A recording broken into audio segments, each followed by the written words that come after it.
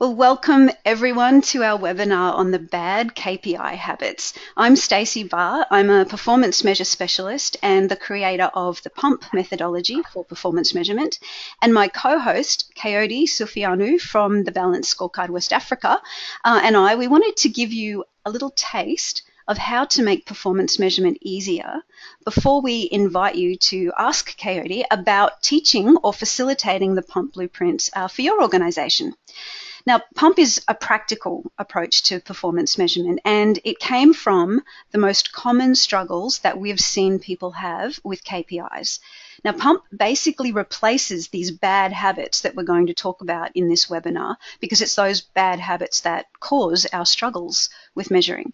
And today you'll find out what those struggles are, you'll find out the bad KPI habits that cause them, and you'll get some very practical tips for what to do instead to make measuring performance easier and more meaningful in your organization.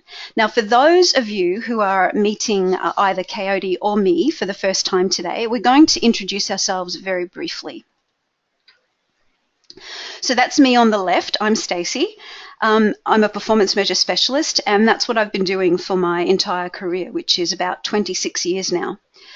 I started out being a statistician in research, but then I moved into the corporate world and took on a role as a corporate performance measure specialist or consultant in a railway organisation. But then a few years after that, in about 1999, I left my own to start my own practice, and performance measurement has always been my niche. It's been the focus of what I do. And that's really where PUMP came from. It came from all of those years where I've just focused on how do we measure performance better. Now, PUMP's fairly unique because it's a real, true process for measuring performance. It's a true measurement methodology. It's practical, it's engaging, and it's very rigorous. And in a sense, it's like gravity. It holds us to the results that really matter, just like gravity holds us on the face of the earth. Now, by measuring what matters and measuring it well, we reach our goals sooner and with less effort. And I'm really glad you're here joining Kayode and I, because it's likely that you believe the same thing. Now, my co-host is the one and only Kayode Sufianu from Balanced Scorecard West Africa. Kayode is my licensed PUMP partner for West African countries. Kayode, how about you share a bit about yourself? Thanks, Stacey, and welcome again, everybody. I'm Kayode Sufianu, and I'm founder and managing consultant at the Balanced Scorecard West Africa. Balanced Scorecard West Africa is one of the global partners of the Balanced Scorecard Institute based in the US. I have a banking background, and I was managing director of one of the banks up to 2003, since when I've been in strategy and performance management consulting, working with some of the biggest organizations in and outside Nigeria to build their performance management systems. I'm a certified PUMP consultant and trainer, just like Stacey said, and has been working with Stacey to teach PUMP and consult on PUMP blueprint in West Africa in the past 5 years. We provide balanced scorecard training and consulting services, but we also use PUMP mainly as a measurement framework in assisting organizations build a balanced scorecard system with regards to development of meaningful measures of results, defining measures effectively, implementing them, and reporting performance. I'll be very, very happy to share our experience with you and support your organizations overcome the typical KPI bad habits we all seem to have. Thank you for joining us. Excellent. And as our West Africa licensed PUMP partner, all of the PUMP training and facilitating is run just by Kayode at the Balanced Scorecard West Africa. And today's webinar is a chance for you to get a little taste of the difference that PUMP can make for you if you have any struggles at all with performance measurement and KPIs. So here is what we will explore in this webinar today. I think it's fair to say that there's no point waiting for better KPIs to come along. They just won't. And there's no point trying harder at your current approach to getting KPIs if it's really not working. And so we want to make the reasons why measurement feels so hard more visible and obvious to you. And that way you can do something about it. You can try something different, something that works, and make measuring and KPIs easier and more meaningful. And then we are hosting this webinar now because if you feel that this is a good time to take a fresh approach to KPI development, if you want to improve the approach you have been used to up to now, we want to know how we can help you with form blueprint training or consulting in your organization. Now, this pump approach is fairly, it's unique because it's based on an understanding of what people struggle with in this field. We don't give you KPI databases or lists. We don't tell you to brainstorm your KPIs. We help you understand and overcome your struggles with measuring. So it's faster and it's easier and more meaningful and engaging. Now, without dwelling too long on them, it's useful to understand that these struggles that we have with KPIs and measuring performance are actually quite common. After all, if you weren't struggling, you'd probably not really have been all that interested in joining our webinar today. So we would love to hear what some of your KPI struggles are right now. Now, the way to do that is to use your webinar control panel and find the questions area. And in that questions area, please share one of the struggles that you have with KPIs. Now, we'll give you a little bit of time to write them in, and after you have done, Kayode will read some of them out so that we can all appreciate them.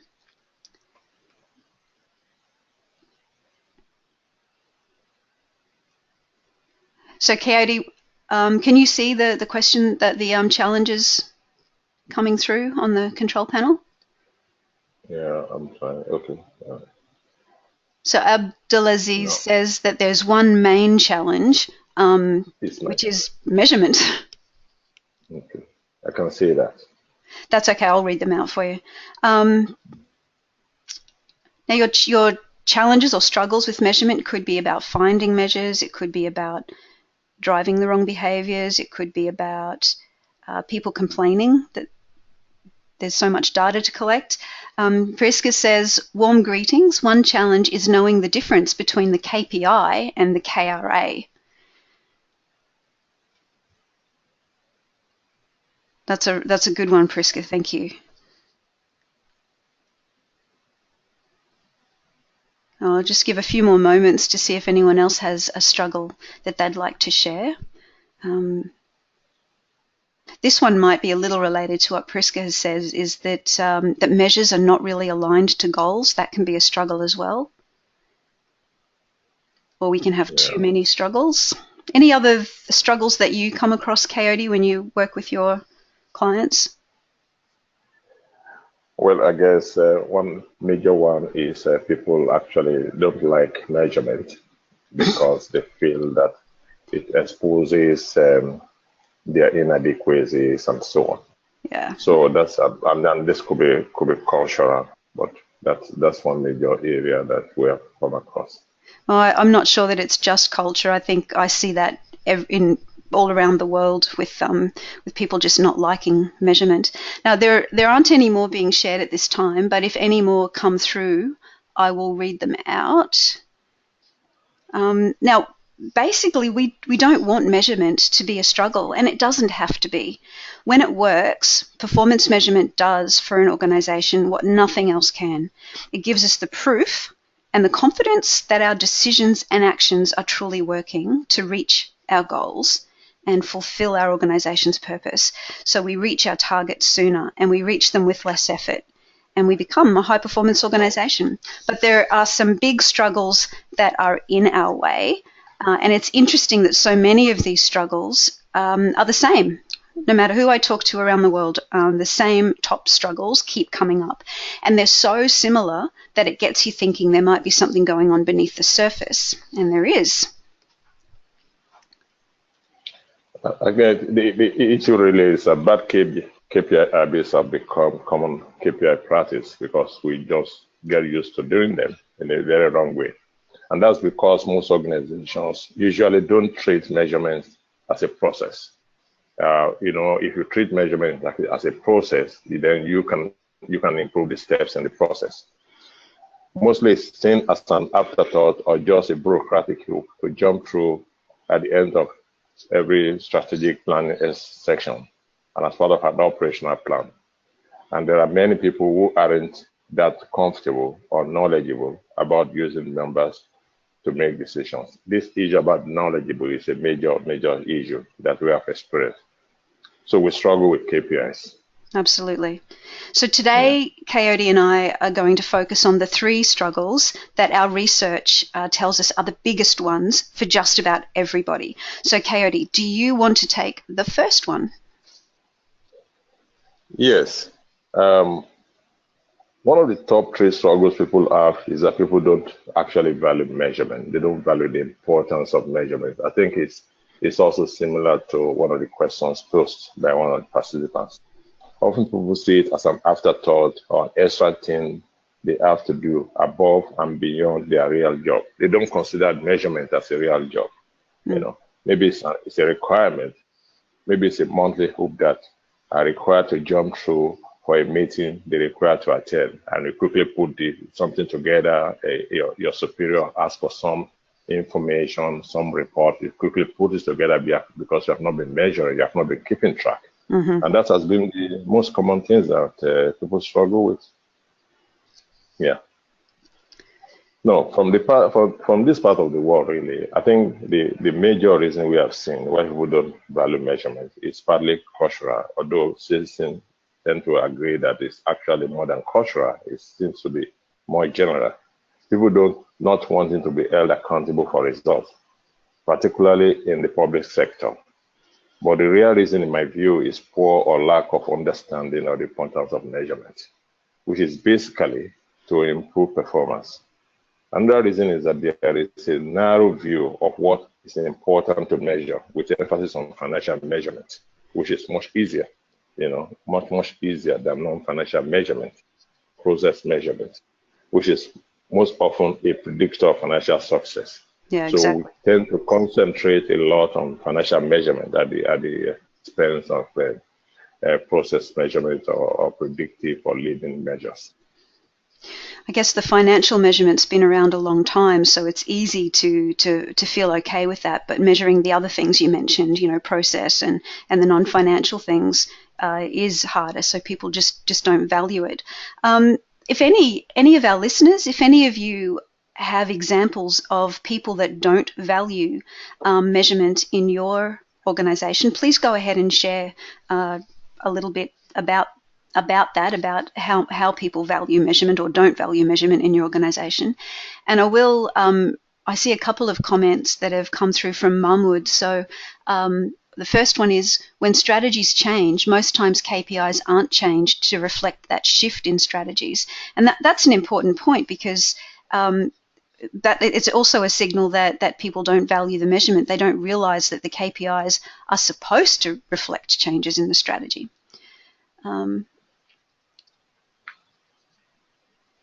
Michael says, how do you incorporate performance management in corporate strategy formulation? For instance, your organization targets to occupy top 5 industry position. How do you incorporate performance? Now, performance management's a tricky one, Michael. Sometimes people use that as the management of people performance. I'm not quite sure if that's what you mean by it, but if you could clarify that question, Michael, that would be great. And Kayode, I guess probably what Michael means is that usually you have a measurement, and then you get the results of measurement, the what comes out of the measurement, and then they use that to inform better decision making. That is to manage performance better. So that's I guess that's probably what Michael means. Yeah. So, and then you do this where it helps when you come up with a strategy. Unlike most traditional approach to strategy, it helps at the very first time when you come up with your strategy to also come up at the same time with a measurement framework, which should be a part and parcel of the strategy, so that you don't develop the strategy or formulate the strategy and then subsequently figure out how you're going to measure your strategy, success of your strategy execution. Yeah. So it should be done at the same time.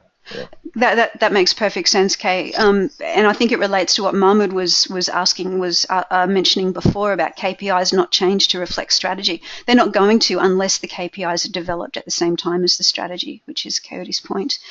Abdulaziz says the choice of bad performance measures and maintaining them. That's a struggle and probably a symptom that people don't value measurement. And Kayode, Michael has said thank you to you, and he understands.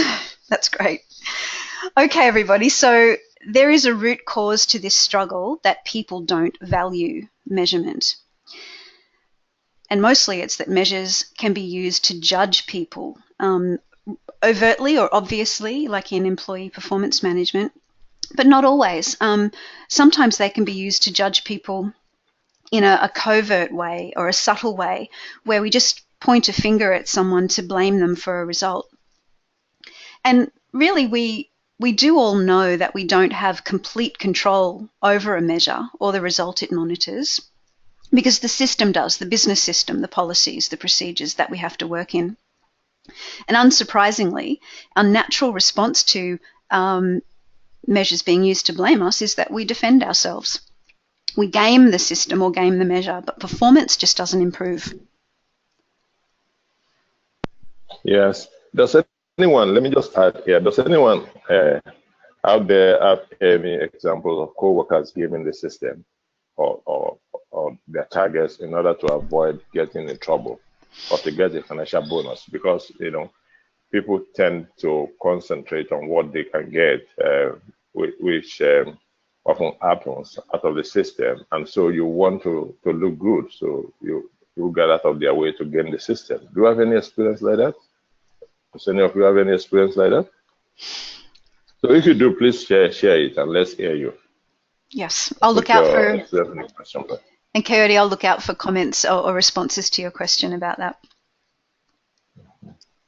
Let me give you an example of a possible misuse of performance measure. It's an attempt to change the measure. Trying to game the measure, and of course, related target to it for no other reason than change the measure is kept. If the measure is kept, it will reveal our underperformance, just like I said earlier on. Again, a misunderstanding of the importance of measure, which is basically for performance improvement. So while we wait for you, we'll try and share with you other points on this matter. Kayode, we do have a couple of comments already. I'm sorry, everyone, if I'm pronouncing your names wrong. You can appreciate I'm here in Australia and I'm not necessarily familiar with some of your names. So, Alugbemi, thank you. Yes. Says, do you want to read that one out, Kayode? Yeah, in my experience, co-workers either understand their targets and measures or are willing to take ownership of responsibilities. And that's basically, if you don't, first and foremost, if you don't understand the result, the performance results very clearly, you are not likely probably to also follow through with understanding the measure and then also the related targets. So you could see as we continue the webinar, I think the first starting point is to ensure that we come up with measurable results, which from where we can then come up with the measures. And then that will build people's understanding. Of course, we'll also be telling you later on how you can get people to buy into measures, which is also very crucial in trying to get people to understand measurements. Absolutely. And Olugbemi has kindly given me a nickname, Yinka. That's good. It is easier to say. Nice. Yes, very nice. Abdulaziz says, choosing vague measures that can be easily gamed and interpreted in different ways depending on the context. So clearly has seen experience with that sort of thing. So thank you, everyone, for sharing your examples on that point about measures being used to judge people. Over to you, Kayode. Yeah, the solution is not to use measures to judge, really, particularly when we're talking about measures at the level of the enterprise and the operational business units, measures of processes.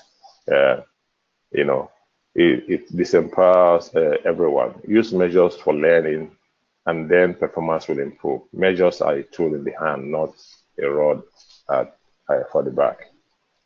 What we want to measure is processes, not people, basically. And if there is a problem with performance, the first thing we should do is to first look at the process, not first look at the people. We need to first sort out the process. And if we are sure and absolutely certain that the processes are sorted out, then we can begin to look at elsewhere. That's perfect, Kayode. And Mahmood just shared a comment that relates exactly to what you've just said. Staff focus too much on individual KPIs without understanding how it adds to the bottom line, and sometimes opportunities to significantly improve the bottom line are lost, and that's because of that, not looking at processes first. I also think that we need to change our definition of accountability to make this work. So accountability should not be about blame, it should be about improvement. And when we hold someone accountable for a result by blaming them, we'll get those gaming and other dysfunctional behaviours that we've been talking about. But if we change that definition of accountability to taking improvement actions, then we drive the right way. So we want to hold people accountable for using measures to improve performance. Odie says, colleagues focus on time-bound measures with little regard for the quality of the submission. And again, that's because the time-bound stuff is easy, the quality is harder. And whenever we have that blame feeling, it's really hard to choose measures that really are the best for improving. And Kayode Michaels added, it's interesting, I've always seen performance management by looking at people instead of process. I completely agree that if processes improve, people will adapt.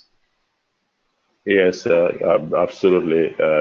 Except, of course, where you have serious indications of people's attitude not supporting the process. So, and we're not willing to support all of the organization. But if you fix process, the problem with processes, I believe most people will wake up and adjust. That's correct. So that there won't be motivation for measurement or engagement in measurement until that judgment feeling goes away. And we need engagement and we need ownership if we're going to achieve our goals. So what Kayode is about to discuss with you is that we often have other problems with our goals, which is another one of the big struggles with performance measurement. Yeah, the second biggest struggle with performance measurement is that goals are too hard to measure. We have goals like this. We will develop an agile, collaborative, result-focused culture. I mean, you struggle with what's agile, what's collaborative. Those words are always very difficult to measure. We will have a business that our people are proud of and fulfills their ambitions while motivating them to continuously thrive in delivering service of excellence. But we do things in the smartest, most consistent manner and continue to improve and drive this forward. I mean, these are ways that are quite difficult and subject to various interpretations. They are not straightforward; they are ambiguous. So when goals are worded in this way, they are impossible to measure. Very, very difficult to measure meaning. Absolutely. Now, if any of our listeners, if any of you have a goal that you would like to share with us that you're finding very, very hard to measure, please feel free to type that in and share it with us. And I'll give you a few moments to do that, and then Kayode and I will come back and read some of them out. But basically, there is a root cause to this struggle of goals being too hard to measure. That's a weasel, by the way. When goals are filled with words like appropriate, efficient, effective, quality, reliable, sustainable, and those ones that Kayode said before, agile, collaborative, ambitions, service excellence, things like that, they are hard to measure. And these sorts of words are called weasel words. mean you kind of weasel out of the true meaning of them. Weasel words aren't the only problem that make goals hard to measure, but they are the big problem. If you can solve the weasel word problem, you'll be a lot better. And Kayode, I can see Odie has just shared one. Developmental impact of our bank's interventions. That's a perfect example of a hard to measure goal that's a little bit weaselly. Yes, development. I think the major issue there, developmental impact. Yeah. So if you can de-weasel that, it will be easier. I'm sure this developmental impact will have so many components. So if you can de-weasel that, it will be quite easier for us to measure. Then Stacey, if you want to explain anything about the animal weasel, so that people understand how crafty the animal is or something like that. I think it was one of the US presidents, Theodore Roosevelt. I think he was one of the first people to use this phrase, weasel word. And an Australian author more recently has written about weasel words because these words are everywhere in our society, and they are empty shells of words. Now, the story is that the weasel will put a little hole in the eggshell, like the shell of an egg, and suck out the contents of the egg and leave the egg there, so it still looks whole and complete, but it's empty. And so that's the idea of a weasel word, is it's an empty word. It doesn't have clear, specific meaning to anybody. Good. So there are other examples we have seen. For example, we say we aim to be a world-class organization employing best practice. So world-class, best practice, are subject to different interpretations and difficult to measure. Compared with our organization, we always aim to satisfy customers and provide them with product options to meet their needs.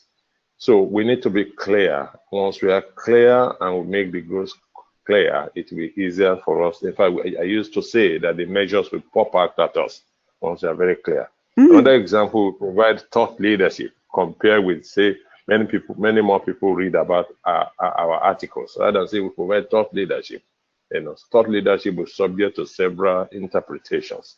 Yeah. So goals are very hard to measure when they are hard to observe in reality. We want to state our goals in a way that we can observe it. If different people have different interpretations of a goal, then you don't really have a goal. Yeah, you can. Part of the things, you also want people to understand. When people say strategy is so difficult to understand, it's because they don't really understand the way those performance results are stated. So even the loftiest of goals can be simplified in measurable terms with the development of an intended result written in simple, clear language. A 10-year-old can understand. I used to say 10-year-old, but Stacey recently is talking about a 5-year-old can understand. So we don't want to dumb down the goal. We just want to remove ambiguity. That's the intention. That's the idea. It is the idea. And before we continue, Kayode, I'm going to share a few other examples that people have shared. So Yinka has said the key culprit is is world class. Yeah. That's exactly. Kalechi has another example, significantly refresh existing programs like Advance. That's a good one too. Top notch.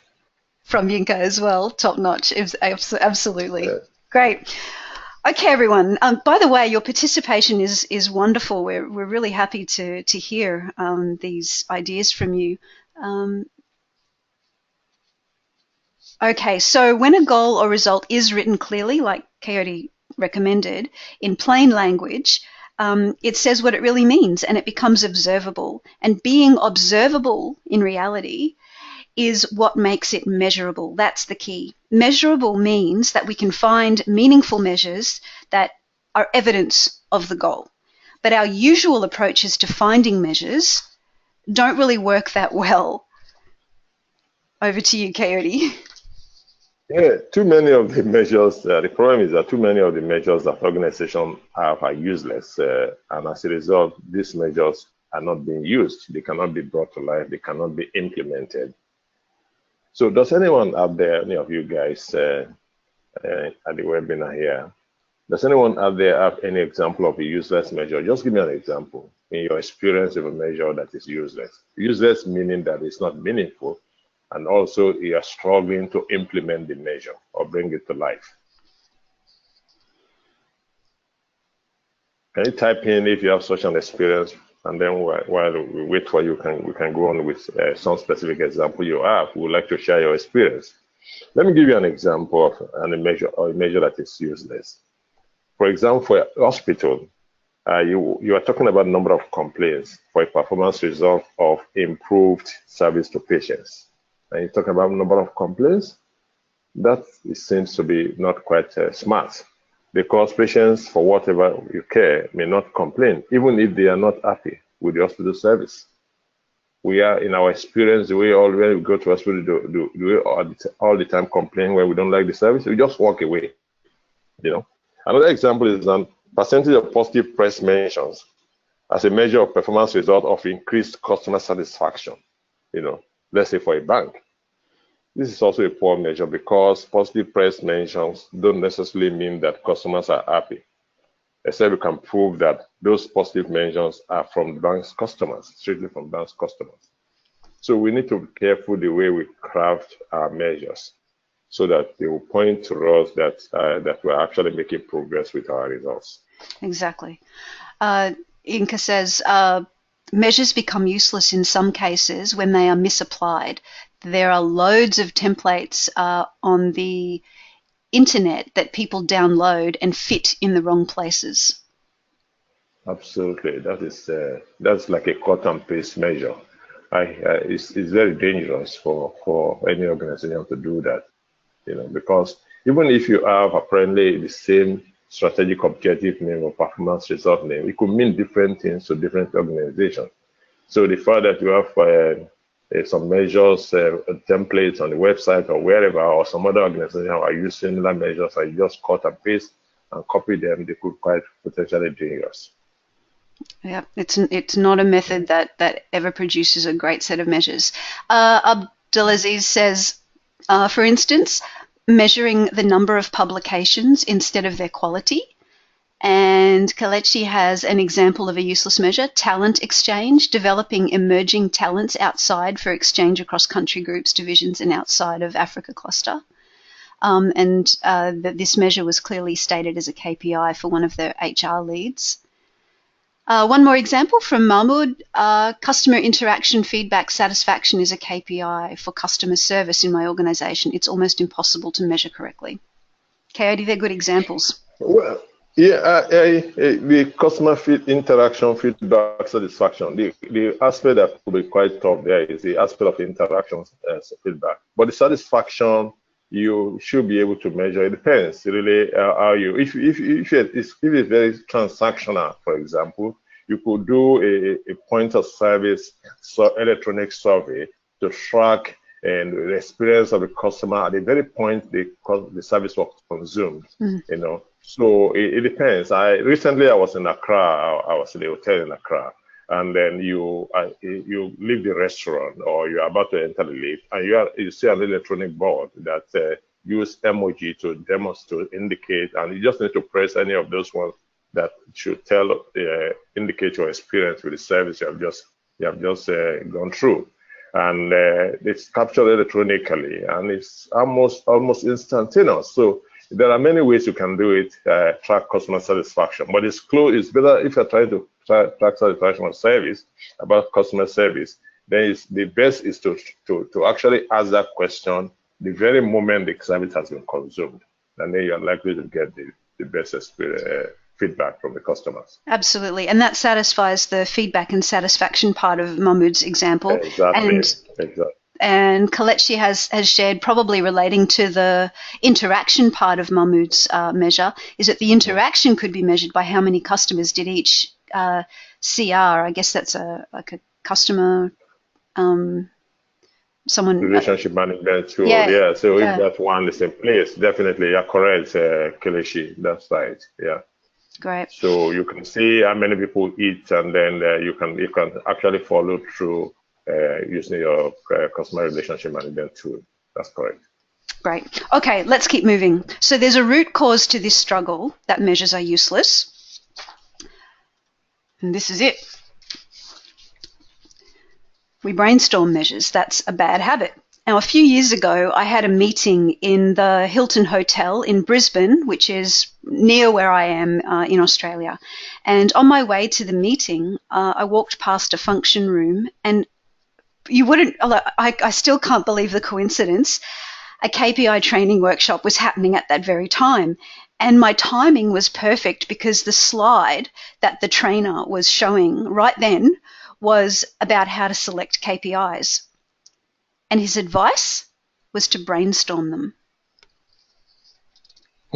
That's a common practice, to brainstorm KPIs or measures like that. It's almost like a cut and paste measure. So, so if you have this experience, and some who brainstorm measures, you have experience, you can just tell us what your experience with. Have you used this technique to develop, to identifying us potential measures?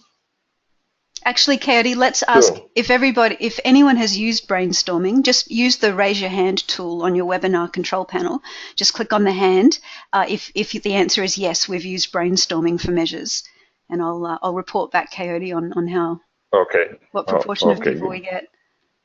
Okay. So what now? The problem with brainstorming measures really is that we end up with too many measures, or should I say, too many potential measures. So things that aren't measures, like customer survey or loyalty program, of course, these are not measures. We end up with so many of them, a laundry list of the measures, and there will be not enough detail to know what to implement, know where to shortlist and select the best. So brainstorming it's a creativity tool, that's right, and it's quite useful in trying to generate ideas and distill those ideas. But it is not a comprehensive measurement design process. Brainstorming is a procedure for generating raw ideas. We need to process, that can help us focus and select what is most meaningful. We need this logical sequence to follow. What will be the best evidence of the result? How can we quantify that evidence? These are the things we need to know in trying to come up with the measures. Kayode, about a quarter of our listeners put up their hand in answer to your question earlier about have they had experience with brainstorming measures. So that's those people at least will have a better process to follow from now on. And that process that Kayode just described is that firstly you need to know what is the evidence of your goal and be able to describe that. Secondly, once you can describe the evidence, then finding the measure is a matter of quantifying that evidence, turning it into something that's quantifiable. And then when you get a bunch of ideas for how you could quantify the evidence, you just pick which idea is the most relevant to the goal and the most feasible to implement. So that was worth emphasizing what Kayode just said. Now, remember the struggles that Kayode and I have discussed with you are really just the top three, and there are more of them. Definitely. These struggles are the biggest because they are often the first struggles people come across. They happen early in the performance measurement process, but as you progress through measurement, there are some more struggles that are also common. And we're going to share some of them with you. We will, because this is where PUMP comes in. This is where it came from. It replaces these bad habits that cause all of these different struggles that we have. So Kayode and I will step you through PUMP, the performance measurement process, and it will give you a framework for how to solve your struggles and make measuring performance faster and easier, and also make it more meaningful and engaging for people. So PUMP is a methodology that I created, and it was about 20 years ago that I started out with that. But Balanced Scorecard West Africa have been delivering PUMP in West African countries for about 5 years now. So we're going to walk through an overview of the 8 steps of PUMP. Kayode, do you want to start? Yes, I would like to start with the first step, understanding measurement's purpose. Our first struggle with measurement, as we said earlier on, is people believing it's a lot of work. I mean, so much work. In fact, it's not part of their real work, that we end up being a waste of time. We need to create a measurement culture that focuses on processes and continuous improvement. With PUMP, it begins with a self-assessment using the technique called PUMP diagnostic, which helps people to understand the real purpose of measurement. You agree with me that if people do understand the real purpose of measurement, they are likely to key in to measurement. So the starting point is to get people to understand why is measurement important. Absolutely.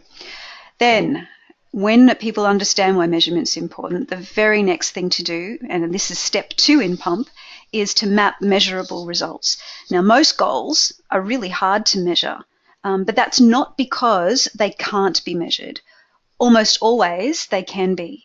And it's the bad habit of using weasel words that makes them so hard to measure. So that's what we need to change. And in step 2 of PUMP, we use the measurability tests to make objectives or goals clear, specific, and measurable. And the main point here is that before you look for measures, you have to first make sure that your goals are measurable.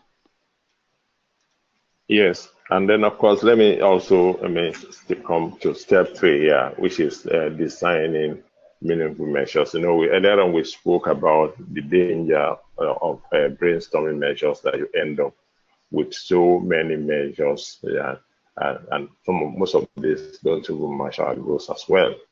You know, so it's not a measure design. It's not a measure design. A good measure design technique, that is brainstorming.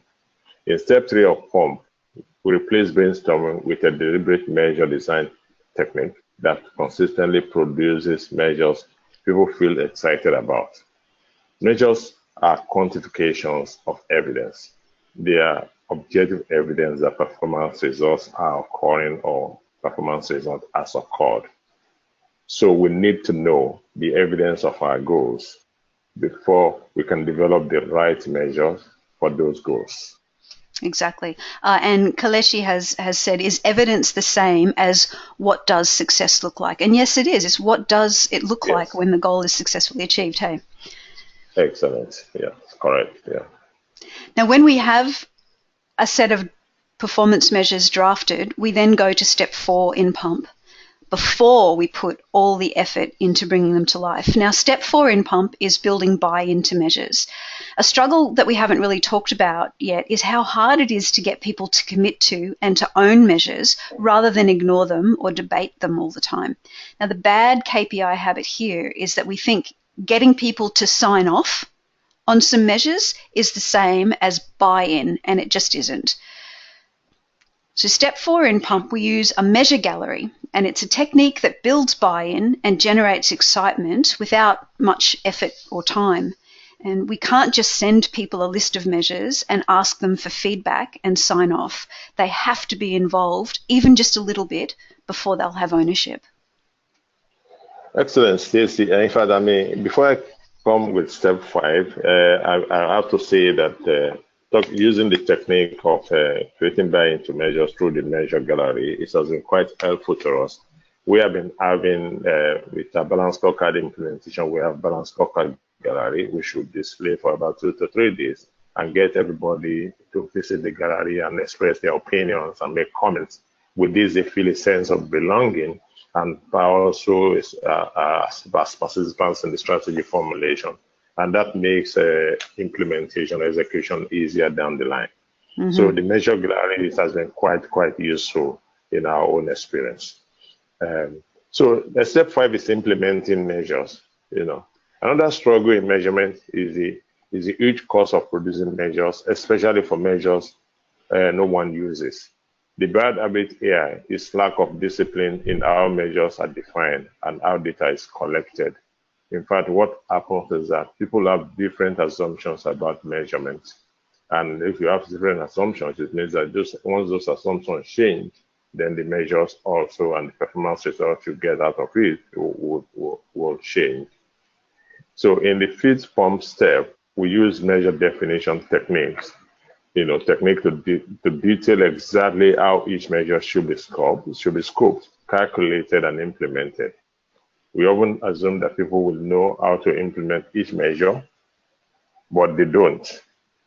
Or if they do, they make all sorts of different assumptions. So the implementation can end up wasting time and resources. And we don't want that. We want the measure to come to life very quickly so that we can go to step 6 in pump, which is to interpret signals from our measures. Now, there's a struggle that many people aren't aware of, and that is how much they disagree on what a measure's telling them. So the bad habit here is a deeply held common practice that's hard to accept as a bad habit. It's ignoring the patterns in the data and focusing too much on the individual points of the data. In step 6 of pump, we use a very powerful graph for all of our measures that shows valid signals of change in our measures and in a way that everyone can agree on what the change is. And it's called an XMR chart. And if you're curious about it, you can find some articles on my blog, which is measureupblog.com. And in the search box, just type the letters X, M for Mary, and R for Roger. So XMR, and you'll get plenty of articles that talk about that chart. So I'll take you through step 7 now, which is reporting performance measures. Reporting in business has become an industry, quite big one. Reports are overloaded with people's favorite graphs, test every explanation, and progress of actions.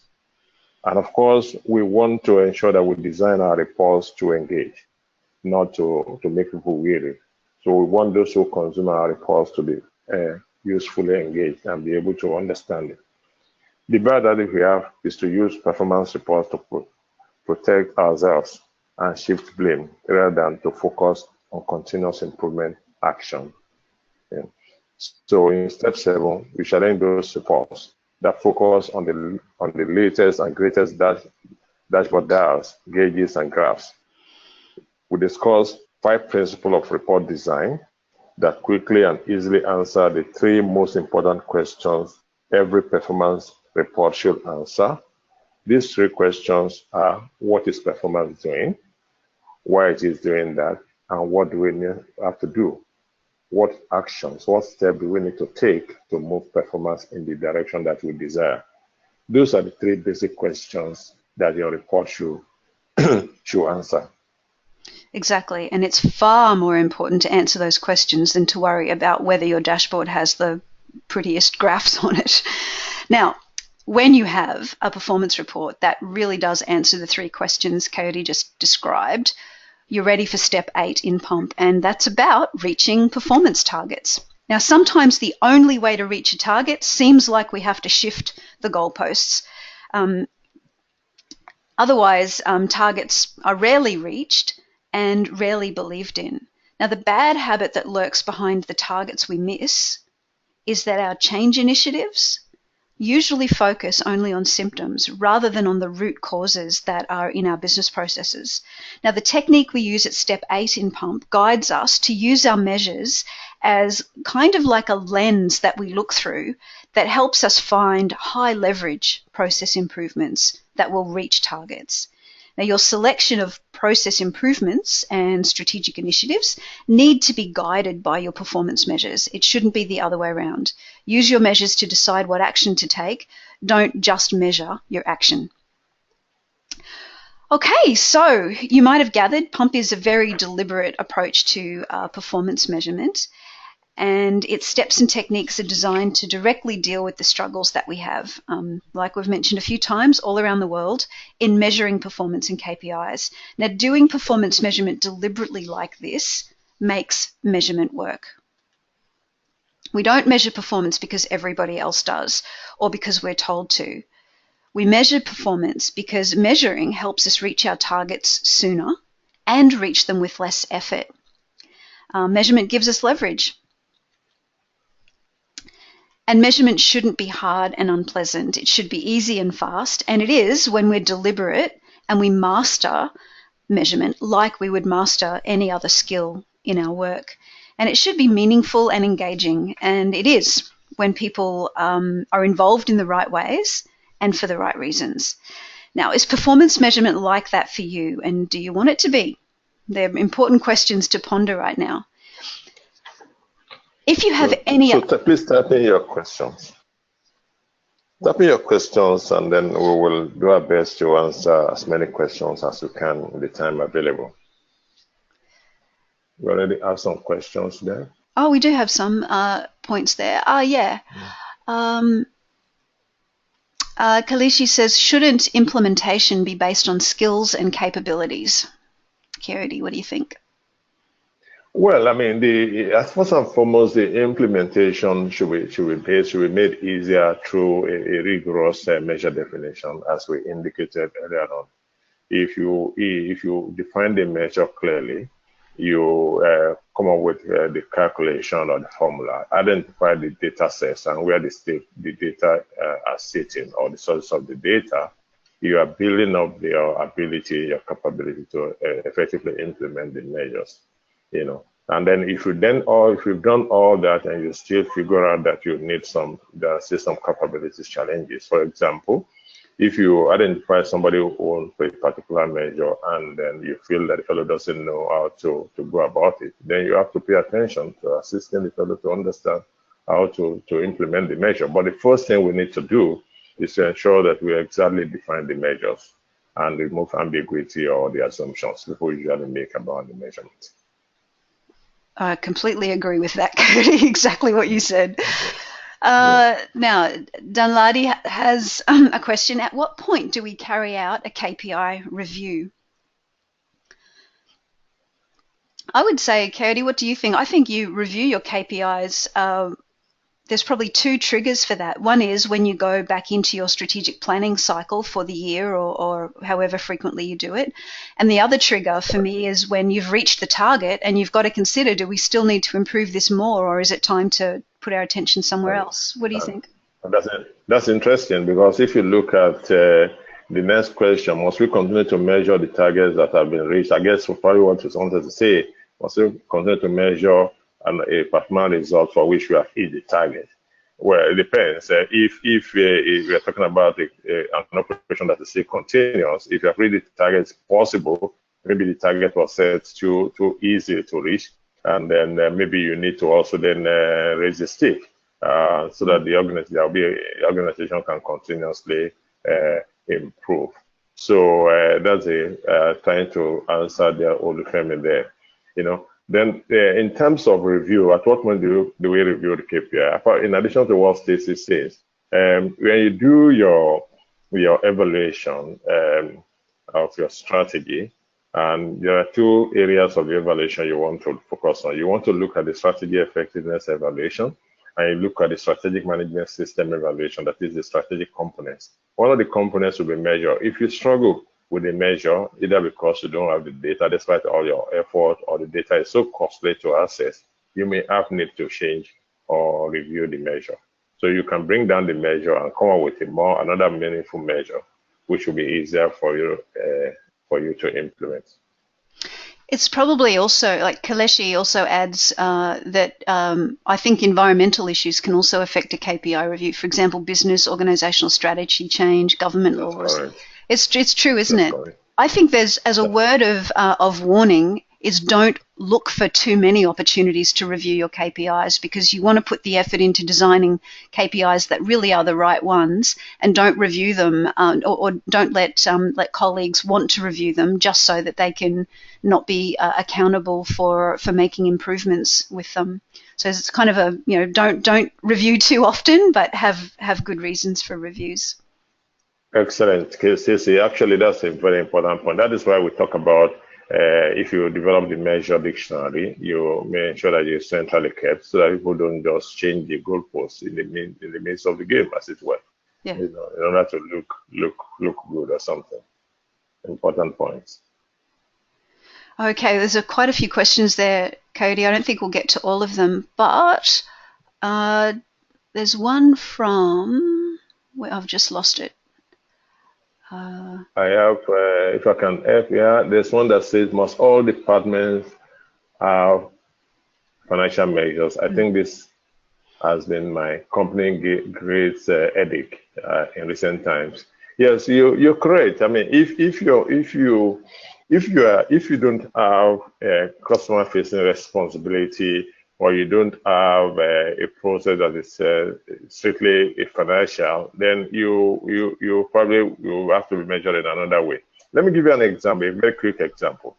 If you work in a bank, for example, and you are a teller, A teller has some financial responsibility. I'm not talking about in terms of the tailoring process. You have to be sure that you do the work well. Apart from doing it efficiently, you also have to be sure that you don't have shortages.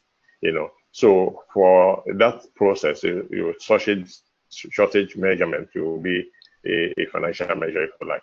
But if you are an audit, say an auditor working in a bank, or you are processing a back office processing that doesn't have a customer facing function, you may not have a direct financial responsibility.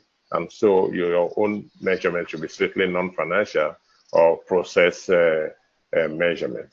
So, but again, this depends on from one organization to the other. If you work in financial services, most of them insist that everybody, there must be financial and non-financial measures. Mm-hmm. Kayode, there are still a few more questions, but I think we're going to run out of time. So how about we keep going? Okay. Now, everybody remember that Kayode and I chose to offer this webinar to you because Balanced Scorecard West Africa can help you with training or consulting and using Pump in your organization, and just scanning over some of the other questions we haven't had time to answer. They'll help you with solutions for those questions as well. Now, if you found today's webinar useful, then I think you're going to really be blown away by how practical and useful the full Pump methodology is. So here is how you can contact Kayode and share your situation with KPIs and find out how he can help you. So think of learning Pump as an investment, not a cost, because the idea is that when you measure the right things, you put much more back onto the bottom line than it cost you to take on a new measurement methodology. So in the Federal Aviation Administration in the US, they spent $12,000 on Pump training for their team members. And then in 7 months, they saved nearly $500,000 from the improvement from just one measure that they used Pump to bring to life. And plenty of examples of this, but Kayode, over to you. Yes, Pump has worked in our own experience really well as a complementary methodology to the 9 steps. For Balanced Scorecard, we use the 9-step methodology that was developed by the Balanced Scorecard Institute. We're one of their global partners. So if you are one of those that are familiar with that, Pump has helped tremendously well when it comes to step 5. That is developing performance measures, and that's the framework we use.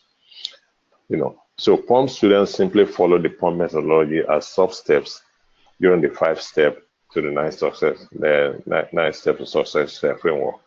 Pump is for those you who know that measurement is a fundamentally important process in every organization, and you know that it's a skill that is needed in-house.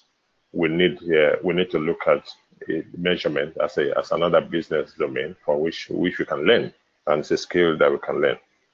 So it must be deliberate to work, and when it does work, it can completely change the performance culture of your organization. So please contact me if you would like to share your current situation with KPIs and explore how I can help you make performance measurement more meaningful and engaging.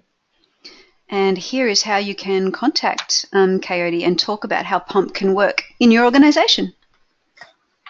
So you go to balancedscorecard.org, that's our website, or just send an email to us. And if you like an on-site workshop just for your organization or company, please email us for more details. Now, Kayode and I would love to hear if there is just one idea, one thing that you're taking from this webinar that has helped you. It would be wonderful if while we finish wrapping up that you could type in something that's been useful for you from this webinar. It might be relief that you're not the only one struggling with KPIs, or it might be a bad KPI habit we've talked about that you've seen in your organization, or an idea for stopping a bad habit. Whatever, it would be wonderful to hear something from you that you're taking from this webinar. So go ahead and do that, and Kayode and I will continue to wrap up. So the potential for your team or organization by measuring just one thing really well, that is a question I'd like you to ponder. If you measure one thing really well, if you think about that, think about what return on investment you could get from measuring one important thing very well. If you know what it is, write it down somewhere, because that is going to be your starting point. That is going to be where you'll get the return on an investment in a deliberate approach to performance measurement, like PUMP. Measurable results won't come without good measurement. Please take a photo or a copy of the link on this slide to download our white paper, Measure What Matters, which summarizes a lot of what we have talked about today. And it introduces PUMP, the methodology we specialize in for meaningful performance measurements. Kayode, we have got one comment from Dunladi saying that this is quite educating. I listened to it with some of my colleagues. That's great. I'm so glad that you've shared it with your colleagues, Dunladi. Thank you. Well, okay. Thank you. Now, we truly believe in the power of performance measurement, done deliberately well, to transform your performance culture. So please don't wait for everything to be right before you start. Getting started with proper measurement is what's going to make everything work for you. Another comment from Abdulaziz, very interesting, thanks, looking forward for an in-house training in Cairo. And Stanley... Okay, Abdulaziz, that's good. And Stanley says this is a very great one. My company is definitely in line. Oh, that's wonderful. That's good. So thanks everybody for joining us today. I will end this with a quote from one of the participants at our PUMP workshop. The PUMP Blueprint workshop has really exposed me to a new dimension in setting achievable goals with clear-cut understanding of the terminologies. That's a great quote. Excellent. Great idea to share that, Kayode. Now, we hope that that we can continue to be part of your performance measurement mastery. Thank you again, everyone. And this is Stacey, Barr, and Kayode Sufianu signing off. Thank you very much, everybody.